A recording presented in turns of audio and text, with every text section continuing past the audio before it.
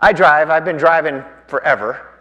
And the other day, Nathaniel asked me a question. I did a turn or something. He said, "Are you allowed to do that?" I thought about it. I said, "I think so."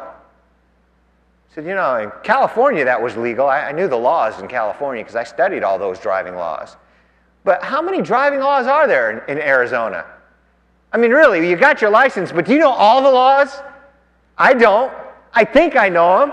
But sometimes we do things we may not know we're really wrong or right. Now, you add to the driving laws all the other laws. Are you allowed to spit on the sidewalk in Tucson? Some towns that's illegal. Did you know that? Some towns swearing is illegal.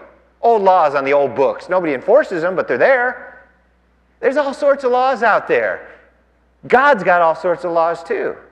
And anytime we break one, that's called sin. So sin is doing things God does not want us to do. Sin is also not doing things God does want us to do. For example, believing and trusting in Him.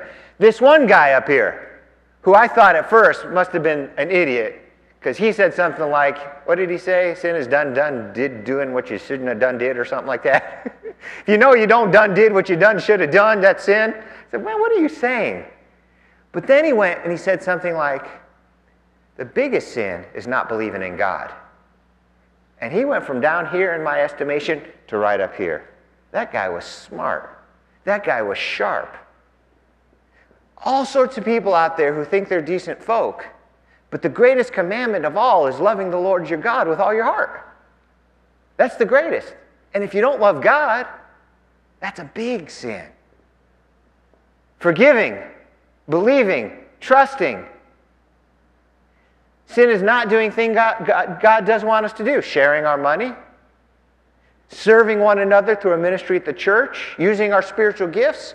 When we don't do those things, those are also sin. Here's what Jesus said. Now he's talking to some hypocrites, and he said, how terrible for you, you teachers of the law and you Pharisees, you hypocrites. You give God 1/10 even of the seasoning herbs. In other words, they knew about tithing, so they took it to the extreme. They didn't only tithe their money, but if they had a garden and they harvested some dill, they'd give 10% to God. I mean, they took it to the extreme. You tithe even 1/10 of your seasoning herbs, such as mint, dill, cumin, but you neglect to obey the really important teachings of the law, such as justice, mercy, and honesty.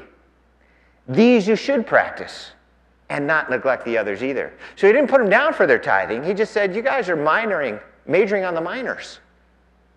Legalism. There's a lot of churches and a lot of religions that'll say you got to do this, you got to do this, you got to do this. There's some religions that say you got to pray 3 times a day, pray 5 times a day. These are the prayers you got to say. These are the words you got to say. You can't eat these foods, you can't eat these foods. You can say this, you can't say this. You have to do this, you have to do that. You know these religions. Some of you were raised in them.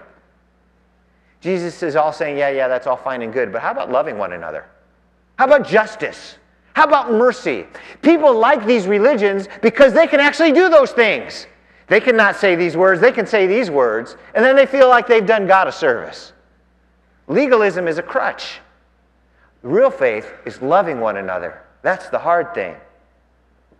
We sin when we do things God doesn't want us to do, and we sin when we don't do things that God does want us to do. And then third, and perhaps most important, sin is that thing that's got us infected so that we can't help doing number 1 and 2. There's something wrong with the product, because the day you decide you're not going to sin is the day you're going to realize you can't help it. It's like the worst addiction there is. You can't not do it. It's sad, but it's true, and we have to know it, and it comes from within. Romans 7:18. I know that good does not live in me.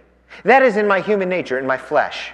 For even though the desire to do good is in me, I'm not able to do it. I don't do the good I want to do. Instead, I do the evil that I don't want to do. Sin is inside of us. It's like a parasite. It's like a cancer.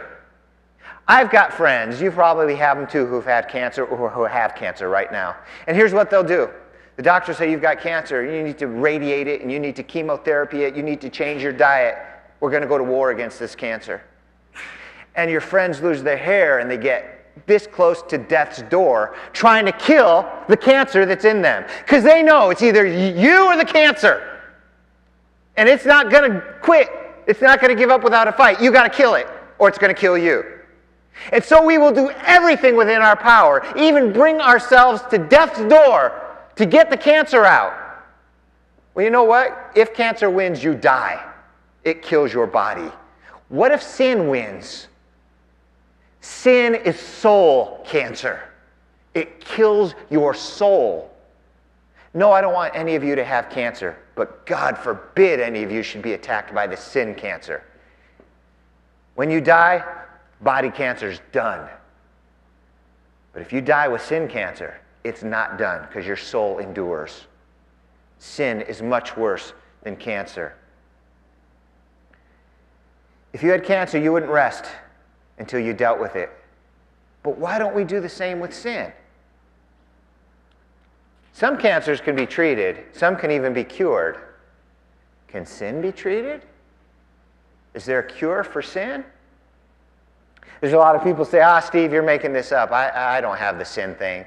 I mean, you can't see it, can't smell it, can't taste it. How do I know I've got it? Is there a test I can do? You go to the doctor, they do a PET scan.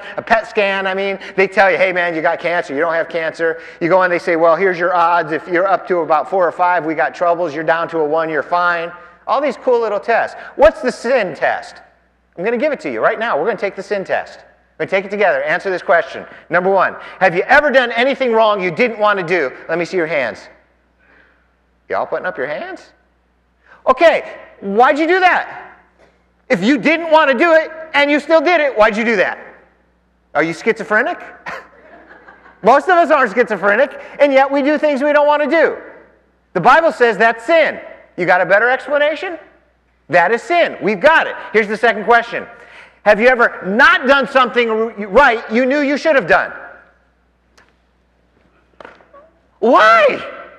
You know you don't want to do it and you do it. You know you do want to do it and you don't do it. What's the explanation? It's sin. We've got it. Everybody's got it.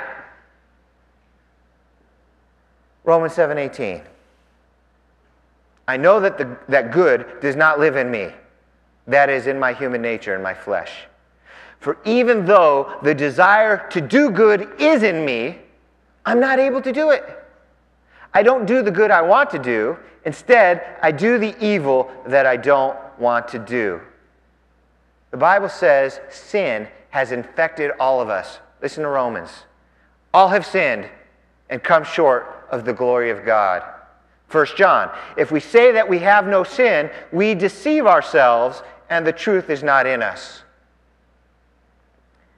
I was watching a TV program the other day. I think it was Bones. It's one of those programs I'm on the verge of giving up because I'm not a medical professional. And they show a lot of gross stuff on that show. And I'm like trying to be all man about it. I'm like, ew, did you have to know? So I like the show, but I'm real close to giving it up. It might have been Bones, but it was one of those shows. They're always talking about somebody murdered somebody and somebody's got to solve it. So they found this dead body. They did their autopsy, and it was a teenage girl. They went to her mom, trying to find out who might have killed her and why. They went to her mom and said, did you know she was pregnant? Motive. And the mom said, no, she wasn't pregnant. No, we're telling you, she was pregnant. Did you know? No, she wasn't pregnant. Ma'am, it's a medical fact. She was pregnant. Oh, she would have told me. What, are you stupid? I just told you she was pregnant. This isn't up to discussion. You can't have an option of whether you believe it or not. She was pregnant. No, she wasn't. How many of you have seen people do stuff like that? See your hands. Most of you again. Sin makes us blind. It makes us stupid. We might be willing to admit we have cancer and do what we can to get rid of it. Why can't we admit we have sin and do what we can to get rid of it?